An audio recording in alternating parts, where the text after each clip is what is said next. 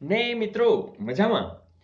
મિત્રો આપણે મેથ્સની અંદર ખાસ કરીને 10મા ધોરણની અંદર એવા સમ જોઈ રહ્યા છે કે જે અગાઉ બોર્ડમાં પૂછાયેલા.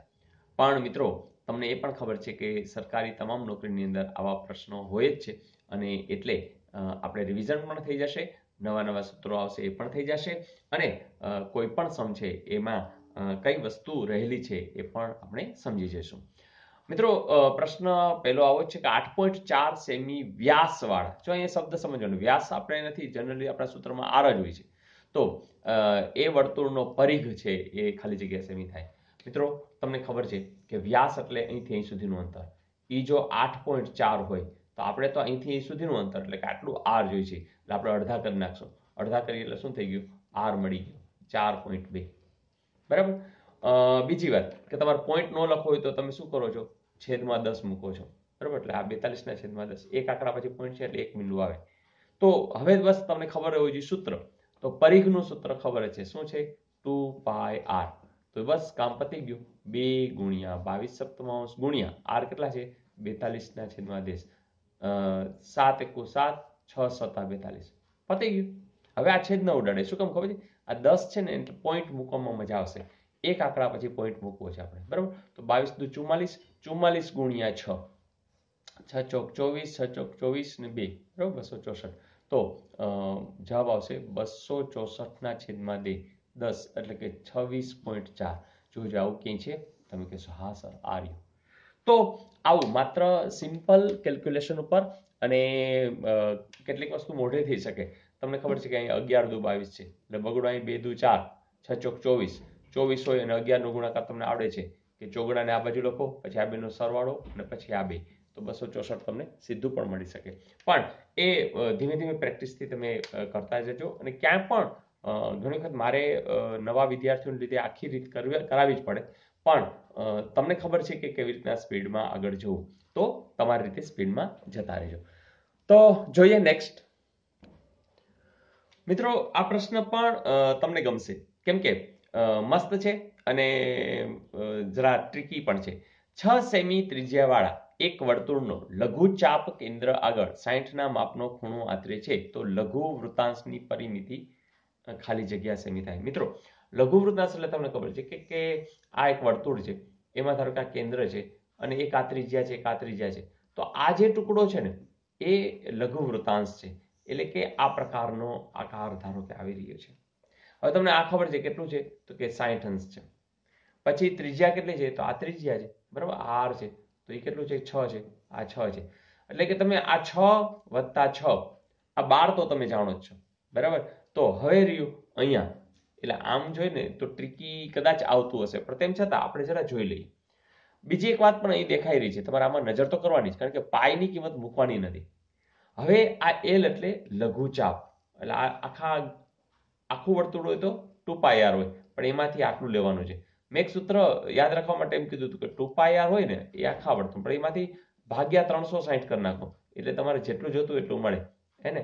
તો એ તમને એલ એટલે કે લઘુચાપની લંબાઈનું સૂત્ર મળી ગયું. એટલે આમ જોઈએ ને તો શું થશે કે અહીંયા 2πr એ આખું છે, એટલે 360 વડે ભાગો છો એટલે શું થશે? પાયર ના છેદમાં 180. તો આ એક રેફરન્સ છે. પણ 2πr લ્યો છો તો એનો થીટા કેટલો હશે? તો એ થીટા તો તમારે ગુણવો જ પડે. એટલે કે આપણને સૂત્ર મળી ગયું, શું? કે પાયર થીટા છેદમાં 180 એ લઘુચાપની લંબાઈનું સૂત્ર છે. અને હવે તમારે આ એલ શોધવું હોય તો પાઈ એમને રાખજો, કારણ કે પાઈની કિંમત આપણે ક્યાંક લેવાની છે. ચલો, તો પાઈ એમને છે. પછી આર તમને ખબર છે કેટલા છે? 6 છે.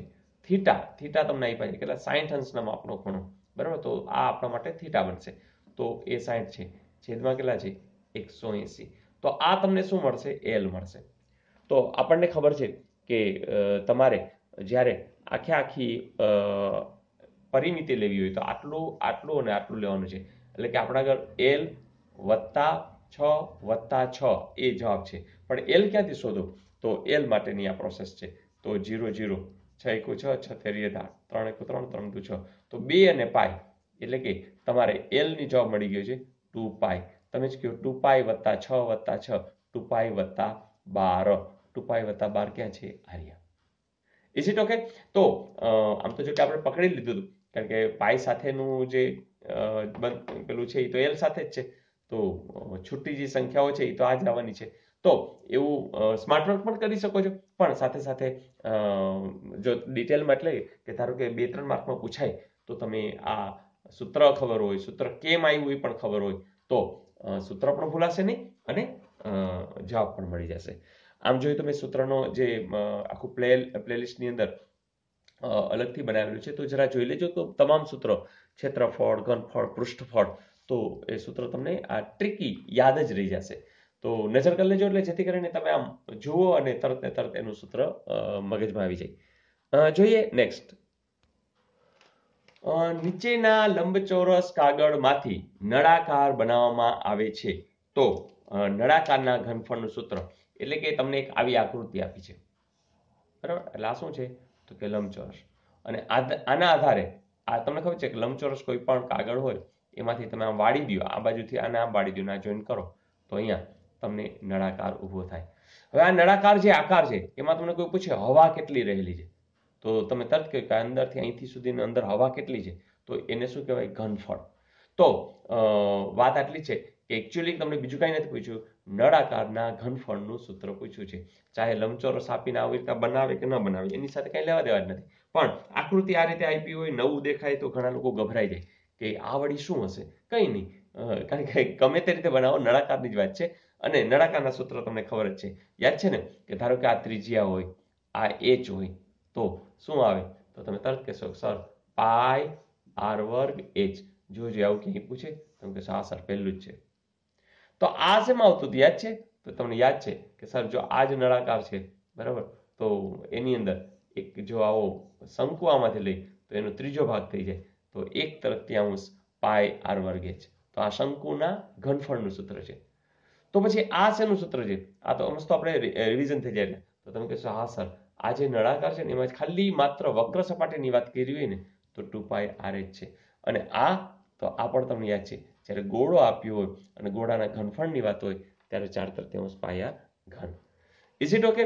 બીજી એક બહુ તમને સ્માર્ટ વર્ક આપી દઉં કે તમે જુઓ કે અહીંયા આ ચલ કહેવાય, પાઈ છે એ તો સંખ્યા છે, આ ચલ છે, બરાબર? તો જો અહીં ચલની ઘાત છે ને 3 થતી હશે, મતલબ કે આ જે અહીંયા કંઈક છે આર નો વર્ગ, એટલે આર ગુણ્યા એચ, એટલે 3 થયા. તો ઘનફળના સૂત્રમાં હંમેશા 3 જ આવતું હશે. જો આ પણ જુઓ આર વર્ગ અને એચ, તો આ ઘનફળનું સૂત્ર હશે. આ જુઓ આર ઘન છે ને, તો જે ચલ જો છે, જો આ નહીં થતું હોય, આર અને એચ બે જ છે, આ તો બે સંખ્યા જ છે, બરાબર? 4/3 પાઈ તો સંખ્યા જ છે, તો અહીંયા 2 છે, એટલે આ ક્ષેત્રફળનું સૂત્ર હોય. તો આ એક સ્માર્ટ વર્ક છે, શોર્ટકટ છે, તો જરા યાદ રાખજો. તો કોઈને કોઈ અનુસંધાન, હવે તમને કોઈ પૂછે કે એલ બી એચ, એટલે તમે તરત કહો કે જો 3 છે ને એટલે શું હોય? ઘનફળનું સૂત્ર હોય, બરાબર? પણ પૂછે પાઈ આર વર્ગ, તો તમને ખબર પડી ગયા ક્ષેત્રફળનું જ હશે, બરાબર? પાઈ આર વર્ગ એટલે ખબર છે ને વર્તુળની સપાટી, એલબીએચ એટલે ખબર છે ને કે તમને લંબઘન આપ્યું હોય તો લંબઘનના ઘનફળનું સૂત્ર. તો સૂત્ર માટેનું ખાસ જે વિડીયો તૈયાર કર્યા છે યાદ રાખવા માટેના, એ જરા જોઈ લેજો. અને જોઈ લીધા હોય તો તમે આ જ વિડીયોની અંદર કોમેન્ટમાં લખજો કે સર મજા આવી, જોઈ લીધા વગેરે, કારણ કે એ બહુ જરૂરી છે. એટલે તમે ક્યાં અટકશે નહીં તમારી ગાડી અને બહુ સ્પીડમાં ભાગશે, કારણ કે આપણે સ્પીડ પણ કરવી છે અને એક પણ સમ ખોટા પડવા દેવા નથી. તો હોમવર્ક જોઈ લેશો ને? ચાલો જોઈ લઈએ. હોમવર્કમાં પણ સિમ્પલ છે, એક સેમી વ્યાસવાળા, સમજો વ્યાસવાળા ગોલક એટલે ગોળો, હા, બીજું કંઈ નથી, ગોળોનું ઘનફળ બસ સેમી ઘન છે. તો અને બીજું હા અહીં નજર કરજો, પાઈને એમને રાખવાના છે, 22/7 મૂકતા નહીં. તો મિત્રો પકડી લીધી છે ને વાત? તો મને ખાતરી છે કે તમે 100% આનો જવાબ સાચો આપશો. જેને પાઈને એવું ન લખવું હોય તો ABCD એ રીતે કોમેન્ટમાં જવાબ લખજો. પણ મને ખબર છે કે તમને બધાને મજા આવી રહી છે, હોમવર્કમાં તો ઓર મજા આવી રહી છે, પણ હજી કેટલાક લોકો અંદરથી એમ થાય કે આ કોમેન્ટ લખવી કે કેમ, અને અમુક લોકોએ હિંમતપૂર્વક લખી પણ ખરી અને મજા આવી. તો મિત્રો તમે જો કોમેન્ટ ન લખો તો મને ખબર ન પડે કે કેવી મજા આવી રહી છે. તો ધારો કે તમને ટેવ નથી, પણ ક્યારેક લખો તો સરને ગમે, હે ને? તો જરૂરથી કોમેન્ટ લખજો. અને હા, લાસ્ટ હોમવર્ક છે જોઈ લઈએ. મિત્રો આવું બોર્ડમાં પૂછાયેલું કે અહીંયા જે બંધાકૃતિ આપી છે એનું કુલ ક્ષેત્રફળ કેટલા એકમ સ્ક્વેર થાય? તો મિત્રો જે બંધ આકૃતિ છે એમાં તમે તરત કહેશો કે સર બે ચોરસ છે, એક આ ચોરસ છે એટલે આખું બધાનું આપણે લેવું છે, અને એક બીજો આ ચોરસ છે. ઓકે, અને એ કાંઈ કાટકોણ ત્રિકોણ થાય છે, રાઈટ? તો આમ પછી આમ લઈએ, બરાબર, આ કાટકોણ ત્રિકોણ થાય, બીજી કંઈ વાત છે નહીં. ઓકે, ચોરસનું ક્ષેત્રફળ, આ પણ ચોરસનું ક્ષેત્રફળ, આ છે ત્રિકોણનું ક્ષેત્રફળ. ચોરસના ક્ષેત્રફળમાં ખાલી જો તમે લંબાઈ જાણતા હોય તો L નો વર્ગ, જેમ કે અહીંયા તમે લંબાઈ છે 4, તો આ 4 હોય, આ 4 હોય, એટલે આ ચોરસ થઈ ગયું, તો 4 નો વર્ગ એટલે આવી ગયું 16. તો અહીંયા પણ ચોરસ છે, એમાં જે લંબાઈ છે 3 છે, તો 3 નો વર્ગ 3 તેરી 9, એટલે કે 16 ને 9 25, એટલે આ બેનું તો ખબર પડી ગઈ 25 છે. હવે આનો નિયમ છે કે તમે જો કાટકોણ ત્રિકોણ હોય તો એનું ક્ષેત્રફળ શોધવું હોય તો શું છે, 1/2 BH, એટલે કે જે આ પાયો છે, આ બેઝ અને એની હાઈટ છે, એટલે કે આ રેખાખંડ ને આ રેખાખંડની લંબાઈ તમે જાણતા હો તો ઈ બેનો ગુણાકાર છે અને 2 વડે ભાગાકાર છે. તો તમે જાણો જ છો આ 4 છે, આ ચોરસ છે, તો આ કેટલું હોય, 3 જ હોય ને, આ બધું 3 જ હોય, આ ચોરસ છે એટલે આ બધું 4 જ હોય. તો તમે આ જાણો છો આ 4 છે, આ 3 છે, એટલે 1 છે એ 4 છે, 1 છે એ 3 છે. તમે કદાચ બદલાવો તો કઈ ફેર ન પડે, કારણ કે અંતે તો ગુણાકાર કરવાનો છે. તો 4 તેરીને 12, પણ એના શું કરવાના છે ગુણાકારમાં 1/2, એટલે 12/2, 12/2 શું થાય, તમે તરત કહેશો 6. તો જોજી 25 ને 6, તો જવાબ શું આવશે, 31. અને 31 એવું ક્યાંક એને આપ્યું જશે. તો મજા આવી દોસ્તો? તો મિત્રો મજા બસ કરતા રહીએ, અને આમાં તમે જુઓ કે બધાને ખૂબ આનંદ આવી રહ્યો છે. આનંદ એટલે આવી રહ્યો છે કે પોતાને આવડે છે એવું ફીલ થાય છે. તો મિત્રો ગણિતથી કેટલા બધા દૂર જે લોકો ભાગી ગયા હતા એ નજીક આવ્યા છે, અને એનો મને ખૂબ ખૂબ ખૂબ આનંદ છે. અને હજી તો ગણિતની ઓર મજા કરાવી છે, પણ ધીમે ધીમે. પણ હાલ પૂરતી તો આપણે જલ્દી સરકારી નોકરી ઉપર, અથવા તો જે 10મા ધોરણમાં છો તો આપણી જે પરીક્ષા આવી રહી છે એના ઉપર ફોકસ કરીએ.